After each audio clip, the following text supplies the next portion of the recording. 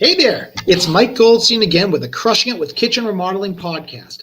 And today we are so fortunate to have with us Scott Finkelstein, who is one of the premier sales coaches across the U.S., working with contractors, kitchen remodelers, flooring folks, anybody who's really in that space. He can help you figure out how you can take those leads that you're getting, close them, and put more money, more dollars in your pocket. And we're going to do that. We're going to talk all about that just after this. Are you looking for some fresh ideas to jumpstart your kitchen remodeling business? Welcome to the Crushing It with Kitchen Remodeling podcast. Your host, Michael Goldstein, founder of Kitchen Remodeling SEO, the digital marketing agency working exclusively with kitchen remodeling contractors. And also, the author of the Ultimate Internet Marketing Guide for kitchen remodeling contractors, will provide insights on proven tips and strategies from top experts in this space, so that you can take advantage of industry best practices. Your host, Michael Goldstein. Join Mike as he shares his knowledge each week with an insightful interview or educational segment about how to turn your online marketing efforts into more kitchen remodeling leads and sales opportunities than ever before.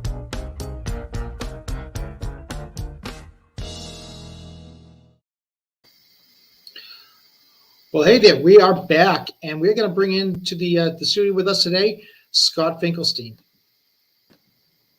Hey, Scott, how are you? I'm doing well, Michael. How about yourself? I'm doing fantastic. I'm so happy that you're here. You know, my listeners, I'm sure, are even more happy because so many of them are in that situation, you know, where they're getting leads. You know, they're either working with our company, they're working with another digital marketer, they may be doing it in-house. But the problem is, they get all these leads, and then, you know, maybe it sits around for 3-4 hours before someone calls back. You know, maybe they just don't know how to get someone past that finish line, and they really have a struggle with how do you close those kitchen remodeling jobs? How do you close those high ticket jobs? And we're talking 50K plus. So, you know, and I know you've got a ton of experience in that. But why don't we do this? If you could kind of just educate our audience a little bit about yourself, who you are, and you know, what the heck you do. Sounds good. I appreciate it. It's great to be here on this Friday before Memorial Day. I've been in sales for over 3 decades. This is the beginning of my 4th decade. I don't look that old, I know that. And I've sold everything. Started off in investment banking and did sales successfully there, and eventually got over in financial services, and my journey gone. You know, if you can sell anything is my approach. Tried a couple of my own businesses a decade or so ago, and failed miserably because, one, I didn't have a sales coach to help me, even though I was the sales guy, I knew everything, right? And two, it's hard being a business owner. And if you don't know what you're doing, you're going to fail quickly. And I did. And then from there, went back to the corporate world, and up until 3 years ago was in the software space, again, doing sales. I've successfully sold over $6 billion in my career. So we've done a lot of good stuff, and after my last company got sold, we grew it and we sold it. I got into coaching and created sales scalers, and my fun that I get to do every day is help people do more sales. Sales is easy, you know, and a lot of your clients are amazing at what they do in the reluctant salespeople, and our goal is to help them become great salespeople because. I talk to, you know, just like yourself as a marketer, a successful marketer, you bring all these great leads and the client says they stink because I can't close them. Well, no, the leads don't stink.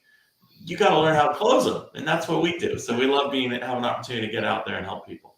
I feel like you've been like trolling my text messages or something. You know, I get a kick out of, you know, I don't know what's going on. You know, we've only gotten 80 or 90 leads this month from our Facebook ad.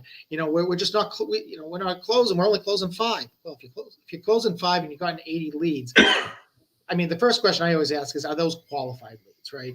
So, you know, you can be the world's greatest salesperson, but if it's not a qualified lead, you're not going to sell it. And if you do, you're probably going to have a problem down the road. The customer's going to be unhappy. But presuming that, you know, you get qualified leads and you put the systems and processes in place so that you've pre-qualified the candidate, you know, in the space that I'm in, you know, you know that someone has a budget. You know they have an actual desire to remodel, to put in new cabinets, new countertops, to do a floor, whatever it might be. then it's really just, it's up to you to convince them. And I think where a lot of people fall short is, as you said, they are really good at what they do and they love to talk about what they do, but they're afraid to ask for the dollar. They are. And part of it too is, one, you're right. That's the number one reason they don't close the lead, is they don't ask for the business. They're afraid to. So we work through that. And we do a lot of sales coaching, a lot of sales books out there are all about, here's sales techniques. Here's sales techniques. They're important, but we focus a lot in our programs on sales mindset. What is the mindset of a successful salesperson? One of my favorite things is the law of deservedness. Do you deserve success? Let's start there. Do you deserve to have Scott give you a check for 50 grand to go remodel his kitchen? And if you don't believe you do, you're not going to ask for the business. So that's a part of what we work on in our sales coaching. And then the next is, do we have a process to what we're doing? And number three is, can we actually connect with that client? You're coming in, and my girlfriend and I, we live together. We just built a brand new house, moved in January. All these decisions, overwhelming. Can you show me that you can help me through them? Can you show me I have a current state, no matter what you're selling? I'm in a current state. Your prospect is at the current state. Can you help them that understand you see the future state and you can get them there?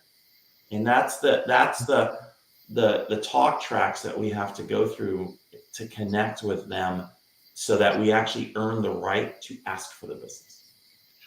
So let me ask this. I mean, obviously you work in a lot of different industries, but specifically when we're talking about home improvement contracts, we're talking about anybody in the home services. I mean, what would you say is the biggest challenge that they face in terms of getting to the close?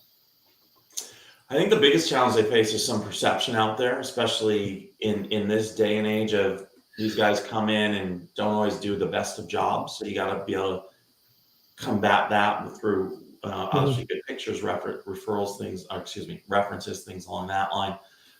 The other thing is, a lot of them, you and I talked briefly off camera, is they're buying these leads that are shared leads. And that's, Angie's List and places like that. They get all these leads, but one, you better pick up the phone and be the first one. And number two, and you hit the nail on the head when you and I were talking, prepping for this, it's a race to the bottom. And I will never be a price play. And I will teach all my clients that we're not here to compete on price. We're bringing a value for what we show. Now, we can't be astronomically high versus the next person, but if we show true value, because again, I deserve to get paid that 50 grand, that's going to come through. You're going to have confidence in your voice, your tonality, as I like to say, and people are going to listen and want to have you come in and show them what you can do. Yeah. I also find it interesting when people are getting started and they feel like, well, I don't have the giant portfolio, or I'm desperate. I have to get a sale this month. Desperate, yeah. And, and they will come in at a really low price, and yeah, you'll get the job. But I tell you, I had a client who last year they did $1.7 million in revenue. They lost $200,000. So just making the sale is not the goal. The goal is profitability.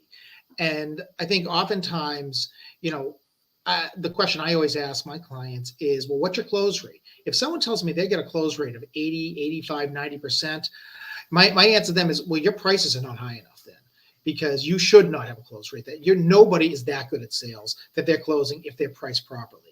And I think that understanding your market and understanding what you can get, and what the competitors are getting is important, but even more important. So when you come in at that really low value, I think that the perception of the service that you're going to provide is also at that level. So you're just setting your client up to start complaining and looking for things that you did wrong. Because, if I take my car to get an oil change and they've got a $4.95 special, well, I'm wondering what the heck they're doing for $4.95. Yeah. No, you hit the nail on the head. And that's one of the first things I do too. And I'll ask them, let's look at your numbers.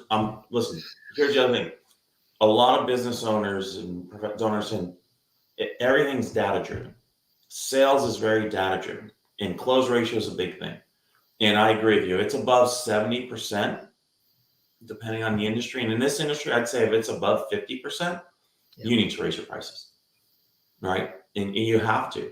But it's the other perception, as you said.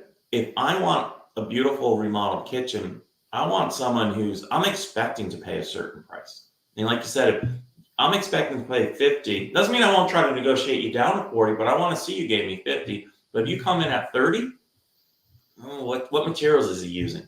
Is he going to show up? What kind of work is he or she going to do? So absolutely, that's all part of it. And I mean, what do you say to somebody though when you're coaching them and you tell them, listen, you got to raise your prices, and they say, yeah, but there's so many people in the market. There's all these handymen out there who can do the same thing, and they're going to undercut me. How can I possibly? Why should I raise my prices? How do you get over that psychological threshold of you are good enough to raise your prices, and you have to? I'll give you the exact example. A client of mine, they were with me for a year, and now they're off and on their way. They run a day spa, and we grew them in a year from $2,300 to almost $9,000 per month, from $2,300 to $9,000. Mm-hmm. And there's a massage school in town, and they're only charging $29. We actually, by the way, prior to that, raised her prices from $60 to $90 an hour for massage. And she goes, a couple of clients are telling me this, our prospects. I go, who cares? What are you worth? So we, again, get into the mindset. What are you worth? What is your quality of work worth? And you hit the big number, the big word, profitability. What kind of profit do you want to make on that? That's how we're going to build your business. And someone who wants you to only charge $29, they're going to complain anyways. They're not your targeted market. We have to have a laser focus on who our target market is. And don't tell me anyone with a kitchen. No, that's not. Part of your target in this business, in the remodel business, what type of client? What's the client persona? So we also know how to sell them, by the way. But who we want? And don't be afraid to walk away from a prospect. If they're not going to be the right prospect for you, no matter what they're willing to spend. So these are the things we work through.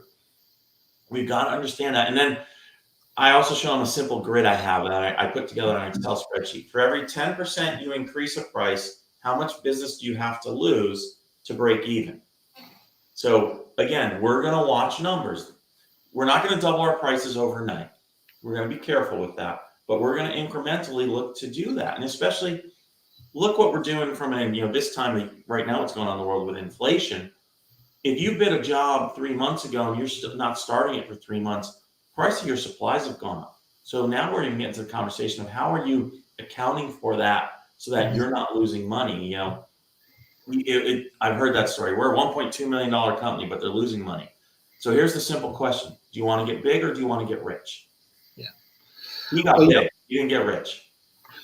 It's interesting you say that too, because I've had a couple clients who have shifted their whole pricing model, and now they do cost plus, which is, I think, a really interesting way to go about it, especially in a market where inflation is so prevalent.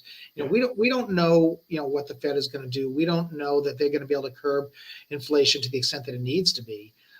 So setting yourself up with escalation clauses, it's going to be tougher to sell with escalation clauses. But at the end of the day, it doesn't help you to sell 5, 6, 7 jobs if you're going to lose money on all of them. It's, and it's not a cash flow situation, which is what a lot of my clients say. Yeah, but I need the cash flow. Well, you might need the cash, but you're not going to have that cash flow for very long. What's going to happen, it's going to happen is you're going to use that money to buy product for, the job, for the job ahead of you. And now you can't do the job behind you. We talk a lot about cash flow, and when we do the business coaching side of it, and I know we're talking about sales here today, but you've got to understand that how can you get some of that money up front that you're not putting it out? Because a lot of contractors I work with over the years, they have no cash in the bank. Even though you can see their profit margin, they put it into the next job already. They actually have no money to pay their own bills sometimes. So we've got to be cognizant of that as well. You hit the nail on the head there as well. Sure. And the other thing I think with all that is, it's the perception. We've talked about this a little bit, but the perception that you are worth it, that you're the best. And the tagline that I always talk about with my clients, even with prospects, is you need to be the best known remodeler in your area. And I think that's where our two worlds they meet there, where you have marketing and you have SEO, When people go into Google and they're typing in kitchen remodeler near me, cabinetry near me, whatnot, and you pop up in the Google local 3-pack in the map, and your Google ad pops up above that. And as they scroll down, they see a video that you've done, and you have created that perception of authority. And I think that makes it so much easier to sell at the price that you need to sell, because now someone's saying, well, I've seen this guy everywhere. There's a term that I'm a firm believer in. It's called omnipresence. And if you are omnipresent, you have built that authority. No matter where someone looks, there you are. If they're on Facebook, so are you. If they're on Instagram or TikTok, so are you. If they're looking on Google, there you are.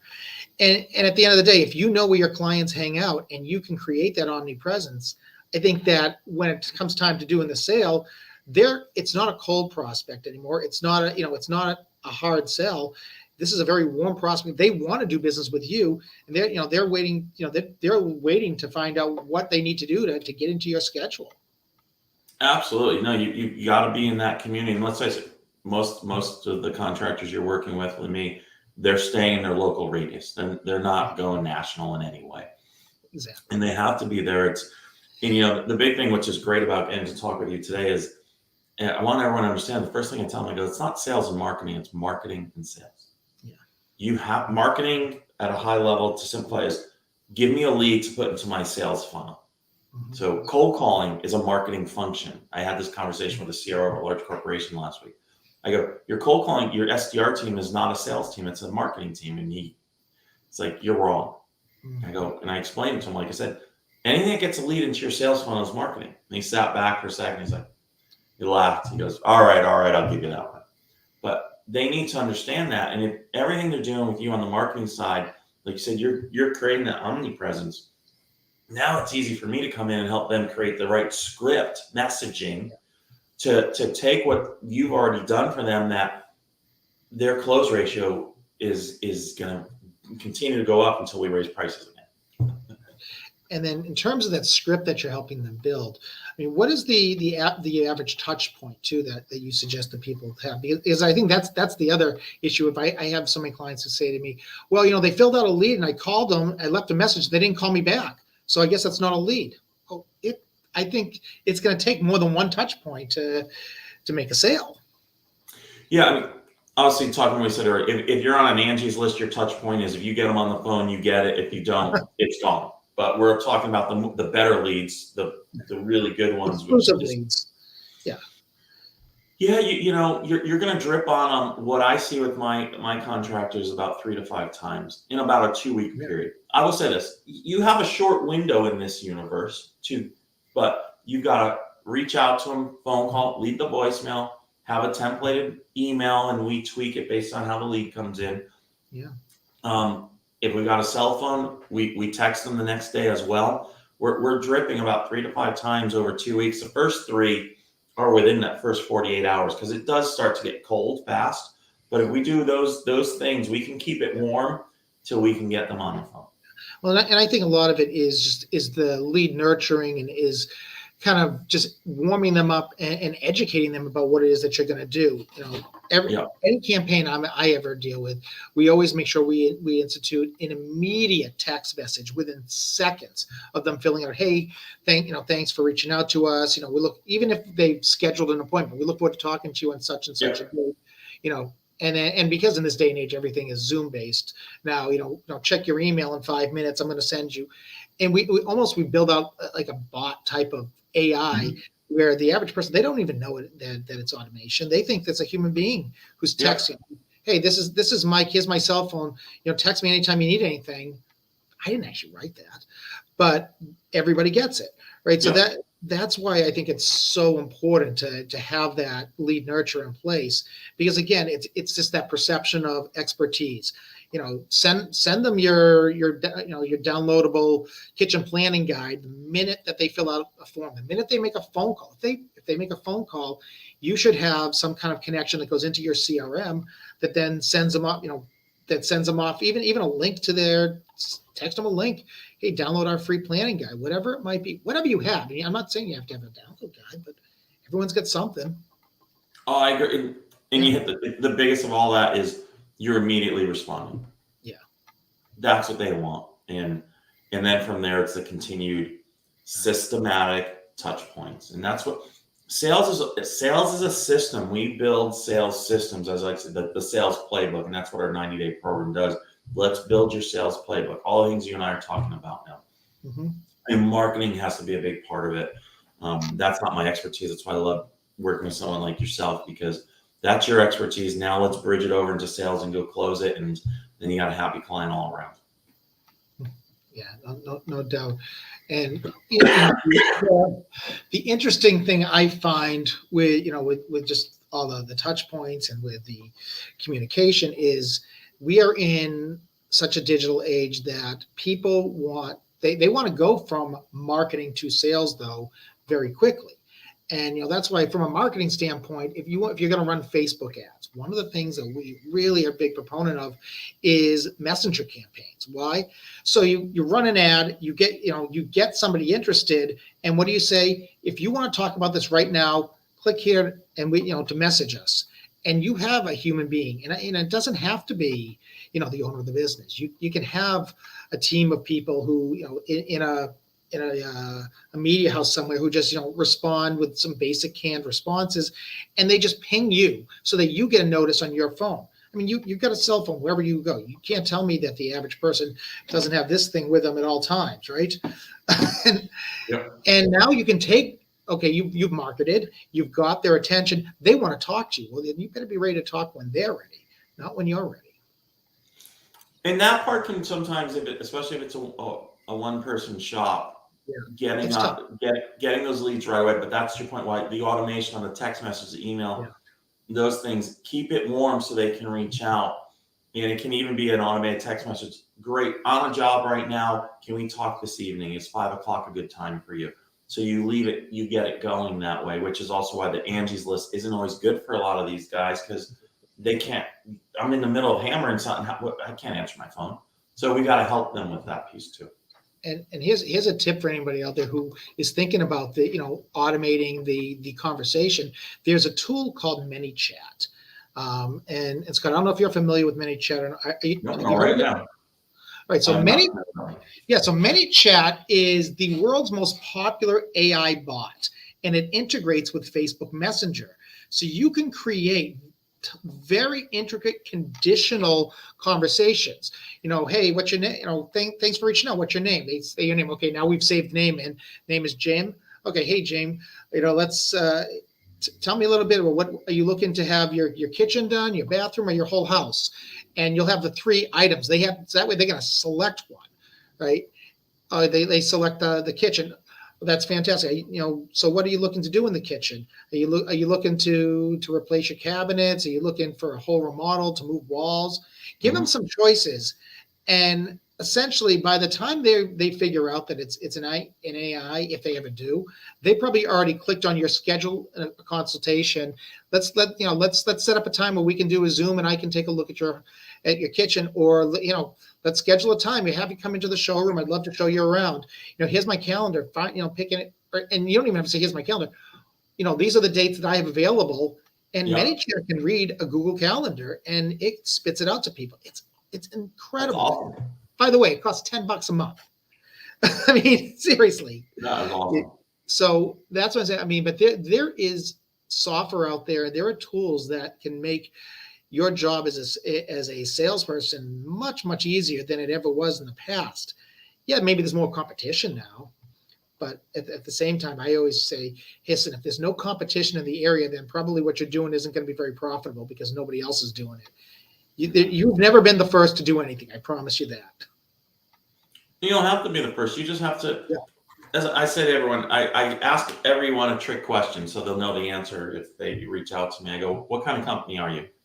Oh, I'm a kitchen remodeler. And we focus on, like, no, you're not. You're a marketing company that does kitchen remodeling. And it's mindset. They've got to think marketing. They got to think I got to work with Michael because I've got to get leads to do my business. Otherwise, I have no kitchens to remodel. We're all marketing companies, right? And we need experts like yourself to help us with the marketing so then we can get into the sales funnel. It's definitely, it helps to have the right mindset. And, it also helps to have the staff, I think. And that, that's a big thing. So one of the tools that I always suggest to people is if you're not big enough yet to hire, a full-time salesperson, then utilize the tools that are out there. Utilize the $10 a month ManyChat system. Utilize the CRM system, whether it's Go High Level, whether it's HubSpot, whether it's, Agile, Build a Trend, whatever you want to use. There's stuff for, you can spend a couple $100 a month. If you can't spend a couple $100 a month, you're probably doing something else wrong in the business. And it will make you a better company. It'll make you more profitable. It'll make you more efficient. Absolutely. I mean, and I use it in my own business. And obviously, as a coach, Yeah. I am not as tied up as our contractors are. And I work with HVAC and remodelers, you name it, across the board. It just makes sense to use it. The return on investment's exponential. So no, I love it. And I love it. I love the I came on here to share knowledge, and you already gave me something good. So this has been win-win across the board. Well, I think win-win is always the key there. The day that I stop learning, is the day that I'm done. The day you stop growing, that's actually what I say. The day you stop learning, you stop growing, you go out of business. Absolutely. And you get bored. I mean, listen, there are people, we have listeners who I know you guys are in the multi-7-figure, area, and you're doing it because you just want to stay out of the house. But that doesn't mean that you don't want to continue to grow. Absolutely. So, Scott, you have just dropped some real knowledge bombs on us this week. And I really appreciate it. Before we, we head off, is there any last little golden nuggets of knowledge you'd like to leave with our listeners? Yeah, I want to recap 2 big things. Number one, you got to believe you should have success. And if you do that, the rest is easy. And number 2, you have to have a system and process to everything you do in sales. You all do as kitchen remodelers. You come in, your system and process. I can't put the sink in until I do X, right? Or vice versa. Sales is the same thing, marketing into sales. We got to do those 2 things. And the third piece I said too. So here's the bonus. Daily execution. The difference between success and mediocrity or failure is execution. Do you consistently execute every day? And those are things we work on when we work with our clients. That's fantastic. And I mean, it's clear that you really know what you're talking about, that you can definitely help out a lot of our listeners out there. So if someone wanted to get a hold of you, how would they go about doing that? Awesome. Great question. Well, then go to Sales Scalers, which is right across there. That's 2 S's in the middle and an S on the end.com. They can reach us. There's a contact form. Also, there's a free download. If you click on there, it should pop up, which is our 10 steps to building your referral sales, which is something we'll coach to the advanced level on as well. Or they can just scott@salesscalers.com. They can email me. And my phone number is 512-781-1280. Shoot me like Michael said, shoot me a text. I will respond. I'm a business guy. Well, thank you so much, Scott. I appreciate it. I know all the listeners really appreciate it. This was so much fun today. I love talking about sales because, at the end of the day, you got to make money to stay in business. So with that said, this was Mike Goldstein. This is the Crushing It with Kitchen Remodeling podcast. Thanks everybody for listening, and we'll see you all next week. All right. Bye-bye.